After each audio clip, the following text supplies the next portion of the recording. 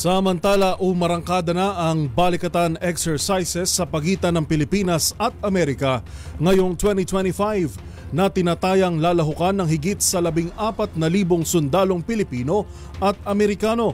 Ang mga pinakauling detalye sa panibagong joint exercises ihahatid live ni Edniel Parosa. Edniel. UN official ng binuksan ay ka-40 edisyon ng Philippines-US Balikatan Exercises kung saan tampok ang full battle test ng magkaalyadong pwersa.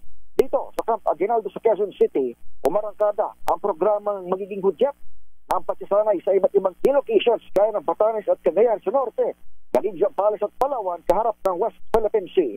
Tinatayang higit sa 14,000 sundalong Armed Forces of the Philippines at US Indo-Pacific Command ang sasabak sa taunang joint exercise.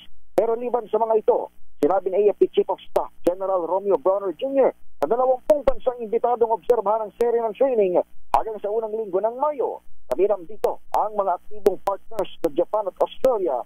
Gayon din ang mga nagkumpirma ng magpapadala ng observers sa Canada, Germany, UK, Czech Republic, Poland at Colombia. Our operations span complex joint endeavors, including missile defense, counter-landing live fires, and maritime strike capabilities, alongside humanitarian efforts and infrastructure projects that directly benefit our local communities.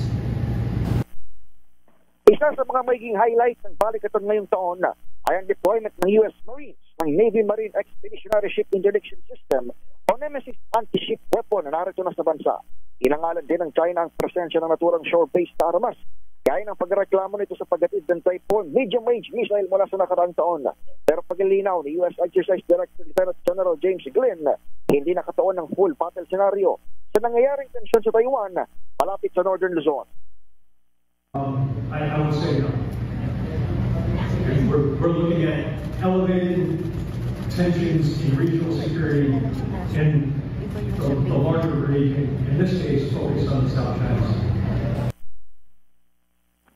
Nananatili namang sikreto kung magsasagawa ng live fire o magkaalyadong pwersa gamit ang Nemesis o Typhoon dito sa kasagsagan ng balikatan. Para sa NBC TV Network News, ito si Edniel Parosa na DZRH. Una sa Pilipinas, una sa Pilipino. Maraming salamat, Edniel Parosa.